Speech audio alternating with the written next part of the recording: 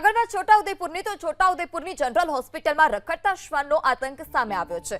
પ્રસૂતિ વિભાગ, બાલરોગ વિભાગ, જનરલ વિભાગમાં શ્વાનના આંટાફેરા સામે આવ્યા છે। એક જ સિક્યુરિટી ગાર્ડ હોવાનો પણ દર્દીનો આરોપ છે। દર્દી માટેના વેઇટિંગ રૂમમાં પણ શ્વાનનો અડીંગો જોવા મળ્યો।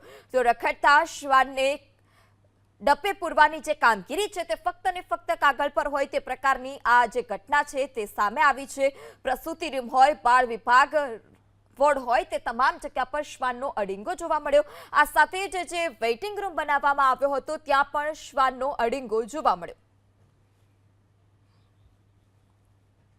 આગળ વાત છોટાઉદેપુરની તો છોટાઉદેપુરની જનરલ હોસ્પિટલમાં રખડતા શ્વાનનો આતંક સામે આવ્યો છે। પ્રસૂતિ વિભાગ, બાલરોગ વિભાગ, જનરલ વિભાગમાં શ્વાનના આંટાફેરા સામે આવ્યા છે।